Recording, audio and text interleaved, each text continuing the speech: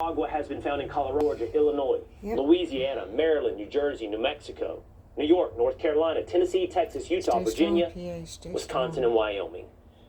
This has led, in the first 100 days of his administration, President Donald Trump to certify Trinidad and Tobago as a foreign terrorist organization.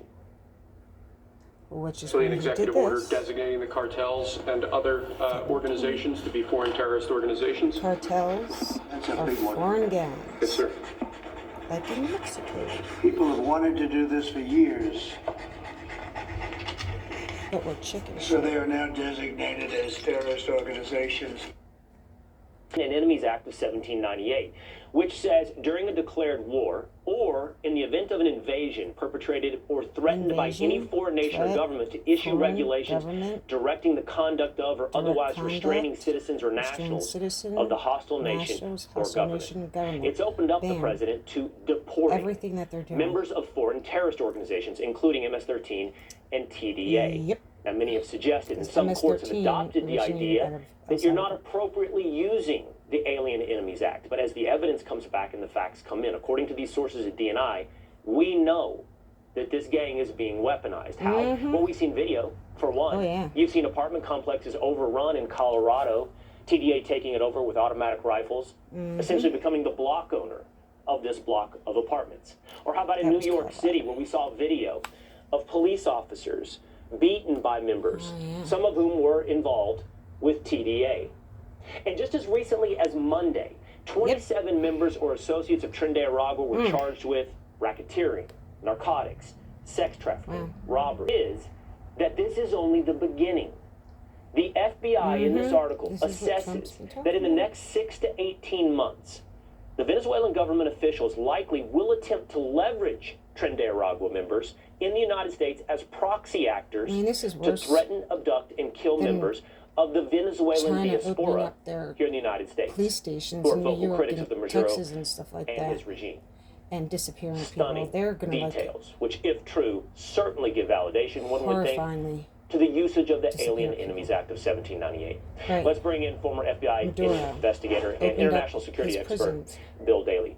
Bill, it's good to see you here with us today. Do your thing. These sources within DNI certainly suggest facilitation, some coordination, and the target is not just the United States. It suggests that it's multiple countries across South America that the Maduro regime in Venezuela hopes to destabilize. But for everybody watching, what they care about is we will not certify Maduro's.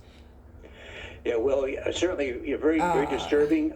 Certainly not surprising. I think to many people in law enforcement over the years, we certainly have seen this being a group that's well organized and structured, as you laid out in your opening commentary. That was recently, put into the spotlight under the RICO Act, which the Southern District of New York, the federal court, indicted these 27 individuals as being part of a racketeering organization. So it means kind of structured, it means organized, it means facilitation of funds, committing a number of different types of crimes, as you indicated. So people have come in, and in this case, it enabled these organizations, now terrorist organizations, to come into our country. But the circumstantial evidence that President Trump has pointed to is pretty convincing. Crime in Venezuela is down 72%, if not exactly 72. It's down something significant because prison gangs and street gangs have been shipped, and I'll use the word shipped for a moment somewhat loosely, to the United States, allowed to immigrate to the United States. The key, though, is the evidence that supports whether or not there's a link to facilitators within the government to ship those people to the United States. Because we see it when they are shipped back. They're actually welcomed with open arms back by the Venezuelans. So very well. First of all, I think there's an assessment that the FBI is put together as not just one kind of hovering at 30,000 feet.